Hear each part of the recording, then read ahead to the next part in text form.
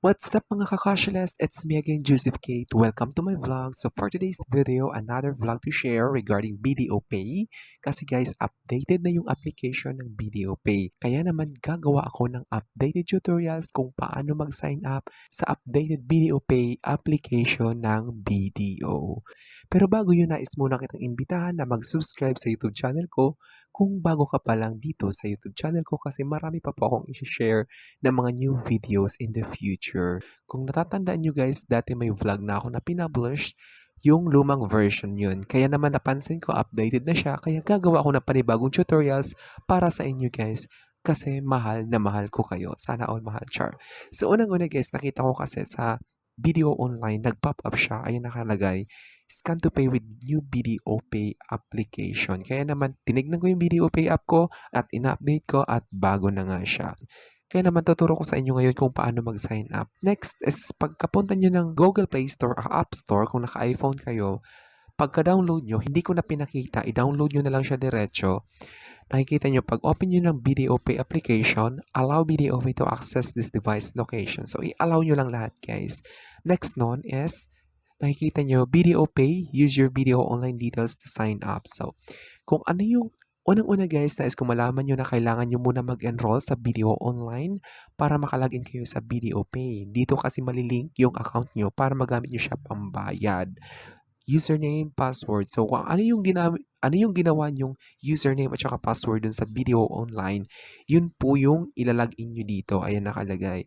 Use the same password you use for the BDO Online application. So, kung ano yun yung gagamitin nyo dito na login details. So, move on tayo. Pagka-input nyo guys ng login details nyo, we need to make sure it's you. Enter the one-time PIN sent to your registered mobile number. So, kung ano yung naka-registered mobile number dun sa video online or kung ano yung ginamit nyo na mobile number nung pag-sign up nyo nang nag-open kayo ng savings account, yun yung mobile number na kung saan doon magpapadala ng one-time PIN. Ayan, nakikita nyo guys, video we noticed a login attempt to your video online banking account. So, nakikita nyo naman. Then, next nyan, andyan yung code. Tapos, pagkatapos nyo ma-input yung code, nakalagay, before we continue, read and agree to our terms and conditions and data privacy consent. So, i-click nyo yan guys kasi hindi siya mani-next. Click nyo yung parang arrow na yan, papunta sa right side. Then, pagka-click nyo, lalabas yan, i-scroll down nyo lang para ma-tap nyo yung agree. Ganon din yung I agree to the data privacy consent. Click nyo din yung arrow, tapos didiretso kayo dun sa baba. Pagka-click nyo, i-scroll down nyo lang, then agree. Pagkatapos nun, tapos na-agree mo na lahat, nakita nyo, naka-check na siya lahat, then next kayo. Pagkatapos nun, enable biometrics. So, use biometrics to easier access your BDO Pay. So, yung biometric na sinasabi guys is yung fingerprint. Kapag naka-scan yung fingerprint nyo, mabilis lang siya kasi itatap nyo lang yung fingerprint nyo dun sa fingerprint scanner, then malalagin na kayo agad. Then, skip nyo lang muna. Pagkatapos nun, nakalagay, set a 6-digit PIN. So, yung 6-digit PIN, guys, is kayo mismo yung gagawa at wag na wag nyong kakalimutan yung 6-digit PIN kasi kapag nagbayad kayo, yun yung i-input nyo para ma-push through yung application o yung payment nyo para maging successful. So, alimbawa, bawal kasi yung 1, 2, 3, 4, 5, 6. So, dapat yung i-combine nyo is yung kayo lang talaga nakakaalam. Kasi guys, alam nyo, confidential yan. Pwedeng ma-access ng iba yung account nyo at maaari kayo. Syempre, medyo delikado yon. Then, dalawang beses kayo ipapa-input, nakalagay nyo, enter pin, tapos pagkalagay nyo, nang ginawa nyo, re-enter pin. Kasi kailangan mag-match yon para ma-push through yung next. Kasi pag magkaiba yung dalawang yon sa enter pin at saka re-enter pin, yan, hindi na siya gagana. Hindi nyo siya mani-next. Kaya kailangan alam nyo dapat yon. Then, next nun, pagka next nyo, great job. Your device is registered and ready to go. So, log in now. Pagkatapos nun, nakaset up na kayo ng 6-digit PIN. So, dito na kayo sa great job. Then, click nyo lang yung OK. Then, nakalagay pagka next nyo, link accounts to BDO Pay. So, default payment account, nakalagay dyan. Halimbawa, may multiple accounts kayo guys kasi meron tatlong klaseng account.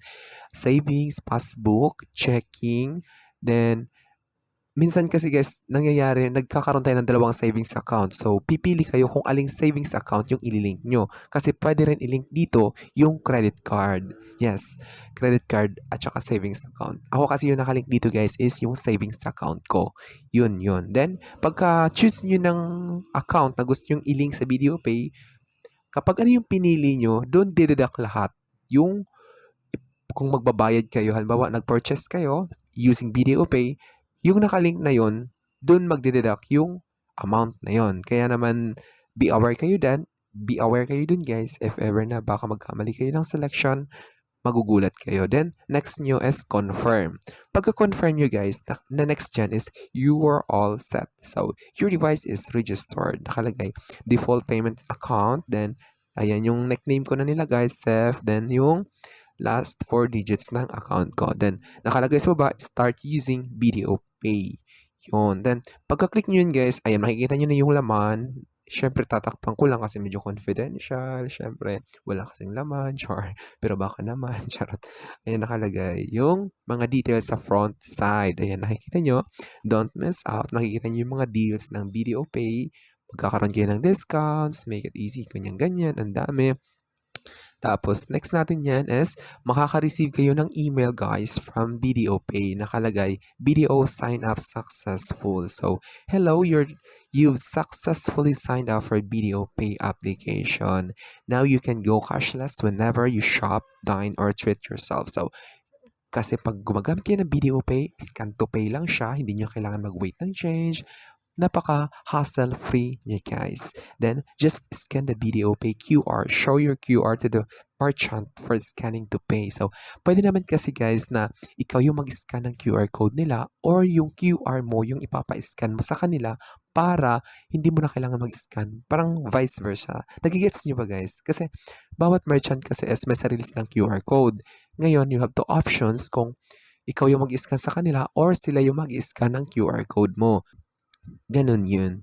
You can use Video App to keep tabs on things you spent on with its real-time transaction history. So, kapag nagbayad kayo, magre-reflect agad yun dun sa transaction history real-time. Mabilis nyo lang siya matatrack yung expenses nyo.